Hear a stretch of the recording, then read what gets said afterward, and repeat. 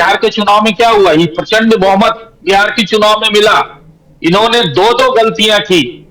एक तो चुनाव के समय प्रधानमंत्री जी की मां को गालियां दिलवाई अपने मंच से, और राहुल गांधी ने खुद छठ के समय में जहां छठ मैया का अपमान किया, वहीं प्रधानमंत्री जी को नौटंकी बात, खास करके उनको नाचने वाला बताया। तो देखिए, आप एक सम्मानित, एक विश्व का सबसे लोकप्रिय नेता के बाद अगर इसकी अभद्र टिप्पणियां करवाएंगे अपने कार्यकर्ताओं से और उसकी जिम्मेवारी तय नहीं करेंगे, तो चुनाव में तो आपको इसका खामियाजा भुगतना ही पड़ेगा। जैसे मैं तो विजय कौशिक जी के माध्यम से कांग्रेस को, कांग्रेस के नेतृत्व को एक सुझाव देना चाहूंगा कि आपकी जो उर्वरा भूमि है ना राजनीतिक, वो बंजर हो गई है, पहले उसको ठीक कीजिए।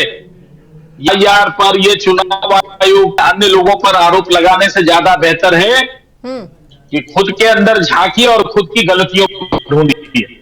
जी, मेरा सवाल आपसे है मनीष जी कि कांग्रेस की तरफ से ये साफ हो गया है कि कांग्रेस माफी नहीं मांगेगी, और वहीं नड्डा जी ने ये मसला, और तमाम जो बीजेपी के बड़े सांसद हैं उन्होंने ये संसद में मुद्दा उठाया है। तो क्या अब बीजेपी का अगला कदम क्या होगा? क्योंकि जयपुर महिला कांग्रेस की अध्यक्ष मंजुलता मीणा, जिन्होंने पीएम मोदी के खिलाफ ये नारा बोला था, उन्होंने भी माफी मांगने से इनकार कर दिया, और उनका ये कहना है कि हम बीजेपी से परेशान हैं, बीजेपी सिर्फ ढकोसलेबाजियां करती है।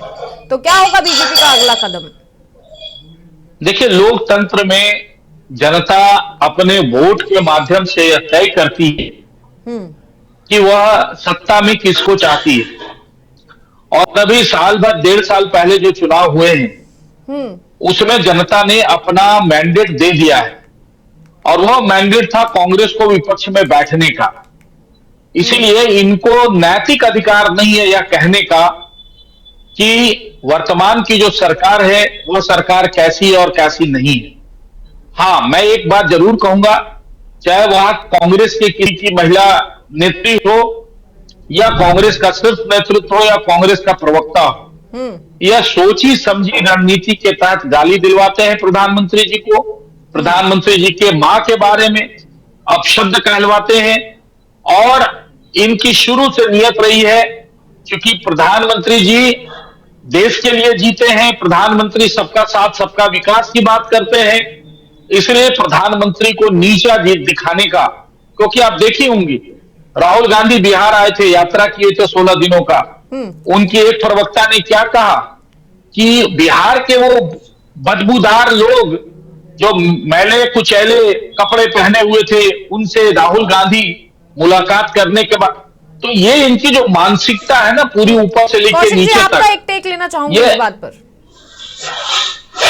ये राजा अपने आप को समझते हैं और हर मोर्चे सबसे नीचा दिखाते हैं। जी कौशिक, भाजपा की सरकार हर मोर्चे पर फेल है, इसलिए ये केवल जो इस तरह की बातें हैं उनको अपना सहारा बनाना चाहते हैं।